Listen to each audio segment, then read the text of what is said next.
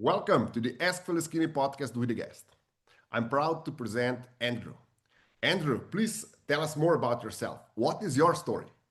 Absolutely. So my name is Andrew Giancola, and I am the host of the Personal Finance Podcast and a number of other shows. But my story is a very interesting one. And kind of where I started was my entire goal was to learn how to manage my money. And when I started my first job out of college, I realized pretty quickly that I have no idea how to actually manage my money. I knew how to invest, and I kind of got started investing as a teenager. I was just lucky to be interested in this subject, but I didn't know how to manage money. And in fact, my first job that I ever had, I actually only made 30,000 US dollars per year. And so right now, anybody living in the US knows that that's really not a lot of money to get started with, especially with the cost of living in the United States. And so I realized very, very quickly that when I started this new job, I am living paycheck to paycheck, meaning every single dollar that I make has to go back out to bills.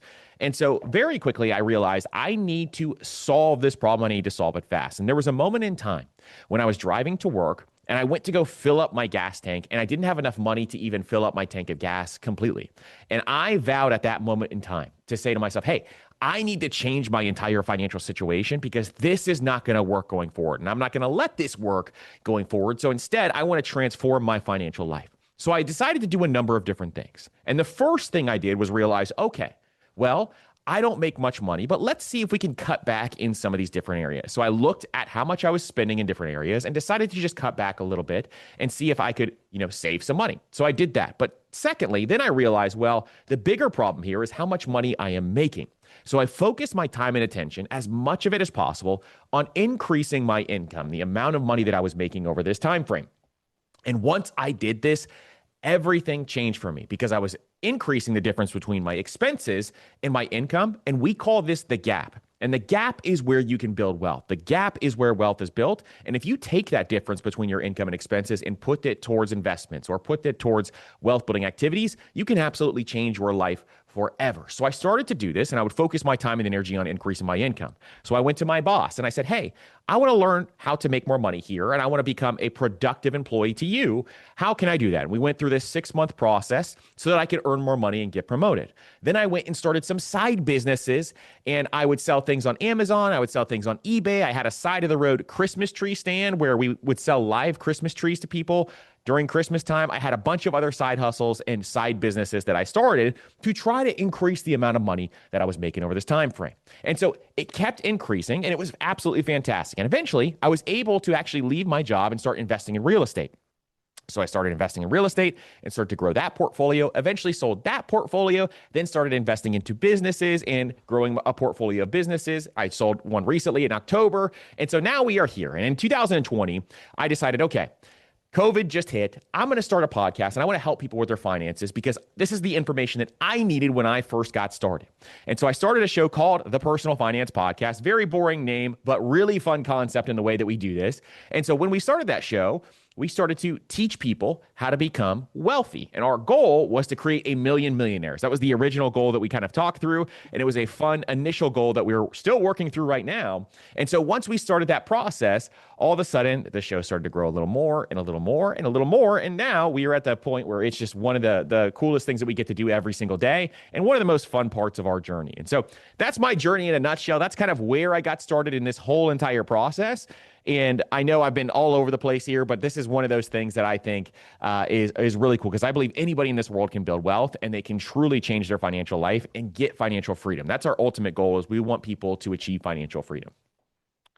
Amazing. I really like how you put it and how you started with the first job and the gas money transformation. Yes. I see that a lot, or like paying telephone bill or something like that. It usually or rent something like that sparks the okay. I have to do and change something about it. How much would you estimate that your bringing up um, was or influenced how you perceived money That when you started? That's a wonderful question. And I think your upbringing is a huge impact on how you think about money and how you treat money. And it had a huge impact on me. And it also had a number of different things that kind of were positive, and there was a few things that were negative. So some of the positive things were my parents were savers. My parents were middle class. They didn't make much money. My mom was a teacher, and then she became a principal at some point in time. My dad owned a business, and then he kind of worked in the corporate world for a little while as well. And so my upbringing was just normal middle class lifestyle where there was a lot of things that I go back and look and I realize I am the way that I am today is because of my upbringing, where we never really got extra money on hand. So, like, if we wanted some spending money or anything like that, we never really got it. We had to go out and earn that extra money. And so, this became something where once I hit that gas pump moment, I realized, oh, I got to go out and earn it. I got to go out and earn my spot. What's not going to be handed to me. Nobody's going to give me more money. I need to go figure out how to earn it. And so that's one way that my upbringing actually impacted me. But it impacted me in a couple of other ways as well. Like I've seen this with my own kids right now, where Christmas time would roll around, for example, and we didn't have much money at Christmas. So we would get like a small amount of presents every year at Christmas, which is still absolutely amazing.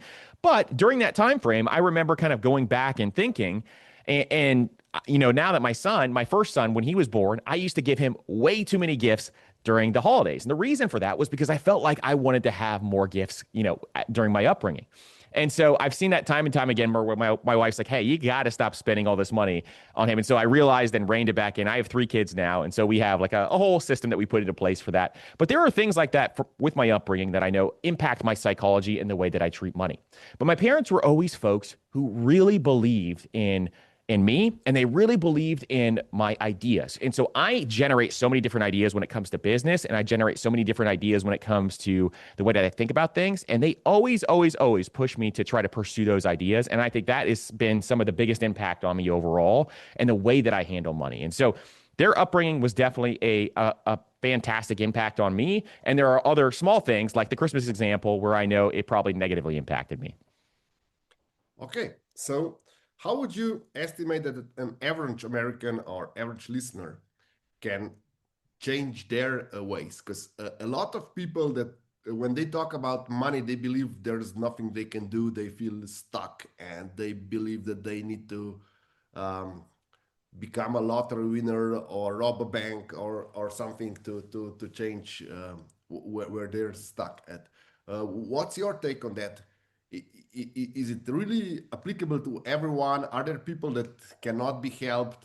Are there people that can do it easier than others? Can you talk a bit about that? Here's an amazing stat that's going to change everybody's perspective. 79% of millionaires out there never received an inheritance once, and 79% of millionaires are self-made millionaires. Now, why is this amazing? This is a beautiful statistic because this shows that anybody can do this. Anybody can build wealth going forward, and you just need to understand and know exactly what to do next. So we have this system in place that we talk through called the Wealth Builder's Journey. And the Wealth Builder's Journey is basically a system that we put together that shows you step by step exactly what to do with your next dollar. I'm going to kind of summarize parts of it here because I want you guys to understand exactly how you can do this as well, because these are some of the things that I did when I was coming up that helped me realize, oh my goodness, you can absolutely build wealth. You just got to know what to do. And nobody teaches you this stuff. They don't teach it in schools, which is just such a shame. And it's something that you really need to understand. So the first thing I tell people to do is first, we need to figure out exactly where you stand with your dollars. And so if you're working at a day job or whatever else, we need to first protect ourselves. And so the number one starting point is to figure out, okay, how much do I make every single month? And once you understand how much you make every single month, you need to save that amount of money in a savings account. That is your first goal. And the reason for this is, let's say you make $5,000 in a month. Well, if you make $5,000 in a month, we need $5,000 in a high yield savings account or some sort of savings account. This is going to protect us that when anything happens in life, if your car breaks down, your house has an issue, or anything else, we are going to have 1 month of expenses in place.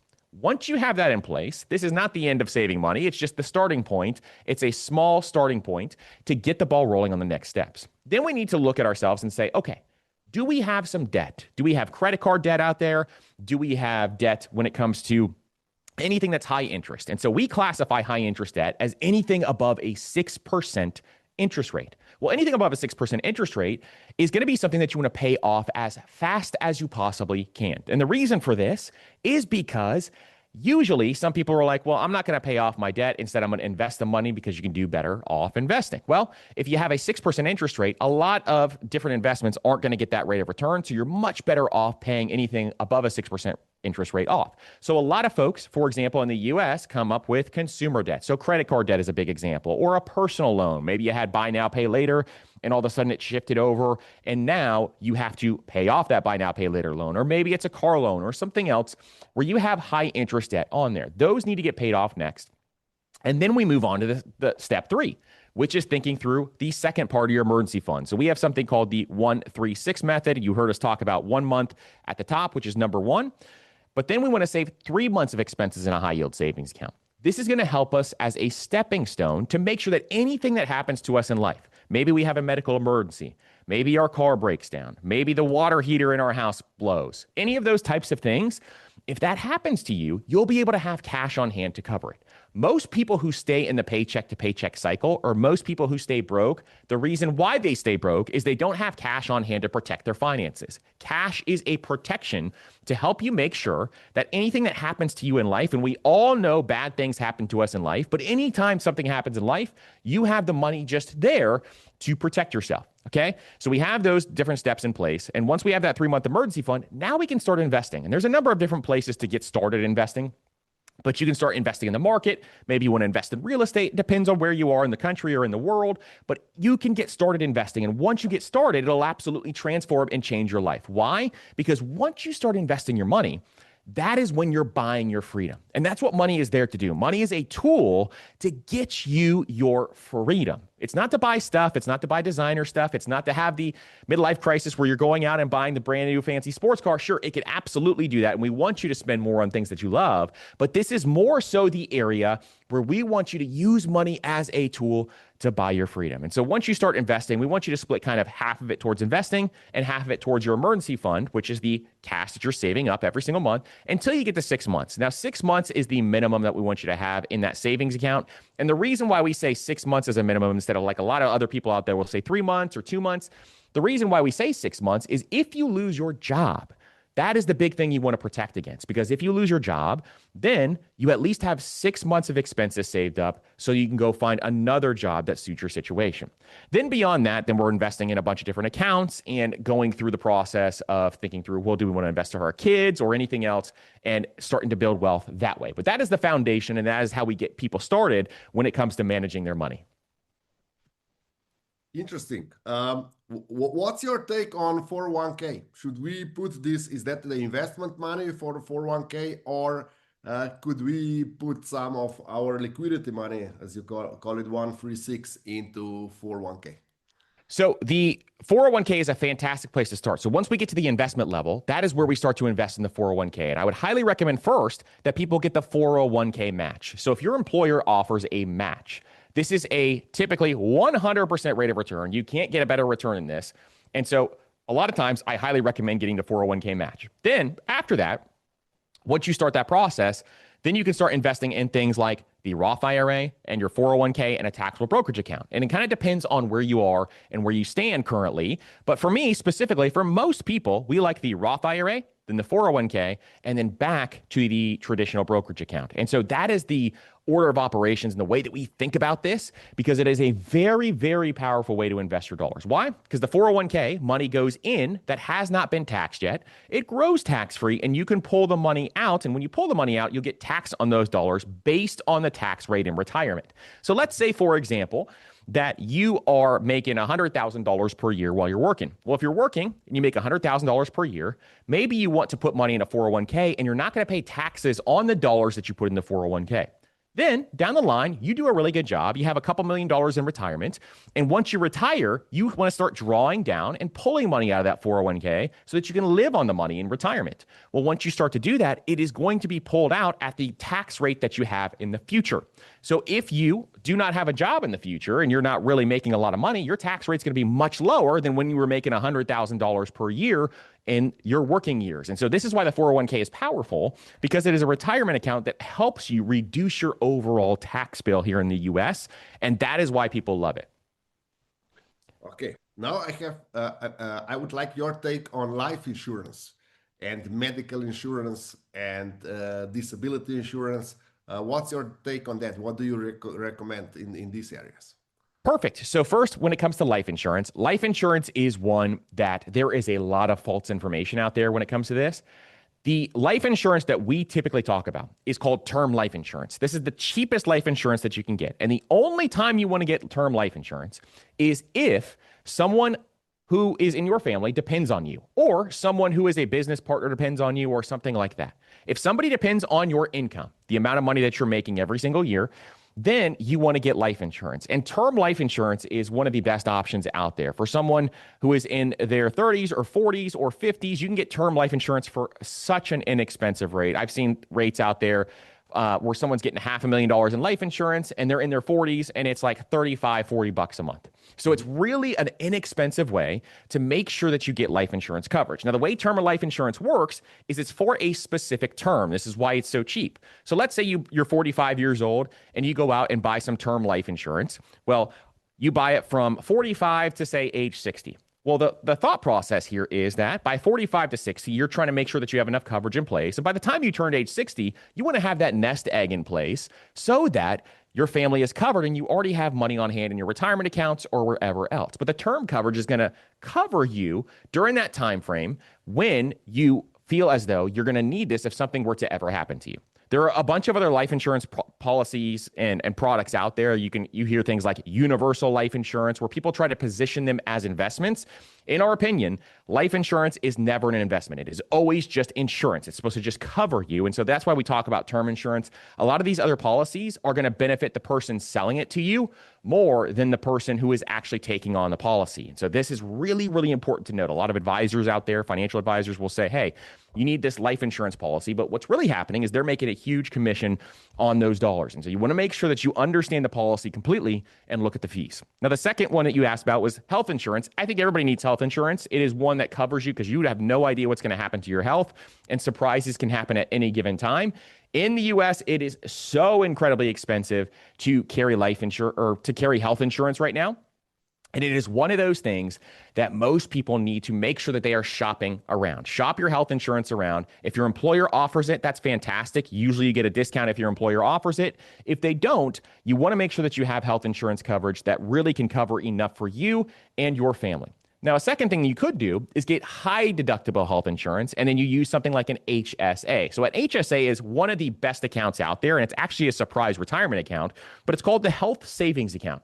The way the health savings account works is that money goes in tax-free. You can actually invest the money and it can grow tax-free, and you can pull it out tax-free as long as you have a qualified medical expense. Well, this is a beautiful option for a lot of folks out there, especially when they want to grow their wealth, because you can utilize this as a secret retirement account. But in addition, if you have a high deductible health plan and insurance, you can also use the HSA to cover some of those expenses. And then disability, like you mentioned, is a great one as well. Disability is something that is going to cover your income. If you were ever to get injured or hurt, you just need to make sure that you have the right disability policy and understand exactly how it works, understand how much coverage is in place. A lot of workplaces will offer disability insurance, and you got to check the policy and make sure that you understand how the policy works. I would highly recommend with a disability policy for a lot of folks out there, you can take it and put it into something like Claude or ChatGPT or whatever else, and it'll read the policy for you and kind of help you understand some of this stuff, and you can start to ask it questions. That's going to really help a lot of folks out there when it comes to these complicated policies where they don't really understand them or they just want to make sure that it works for their specific situation. That's a great way to look deeper into it. Okay, we covered all the, let's say, the basis right now. Now I would like to push you more into the um, popular and theories and stuff like that. We Sure. all know Robert Kiyosaki, Rich Dad Poor Dad. How are you with his stance? Because his stance becomes more and more, let's call it aggressive lately. Yes. Because you're much more conservative when you say savings first and then invest, and of course insurance, and that is conservative. That is how we were taught to do it. But what about Robert Kiyosaki? He claims that you have to borrow money to make money and stuff like that. What's your take on his position? So here's the great thing about Robert Kiyosaki. Is Robert Kiyosaki, one of the first books I ever read when it came to finance was Rich Dad Poor Dad. And Rich Dad Poor Dad changed my life and it changed my perspective about money and the way that I thought about money. But I have been through the ringer and the gauntlet of exactly what he taught, going and buying businesses with debt or going and buying real estate with debt. And you can absolutely do that. If the numbers work, especially real estate, if the numbers work, you can absolutely go out and do that. And there's a number of phenomenal ways to buy real estate where you don't have to put a lot of money down. I think it's a great option. And especially what I did with real estate was I actually didn't even go into debt. I actually found a business partner who was willing to put up the money and I was the person who was going to do all the work. So I would go in there and I would find the people who were going to rent the property. I would go find all the properties and buy the properties. I would go run the numbers on all the properties. I would make sure the renovations were going well. I'd manage the contractors, those types of things. And I owned 20% of each property.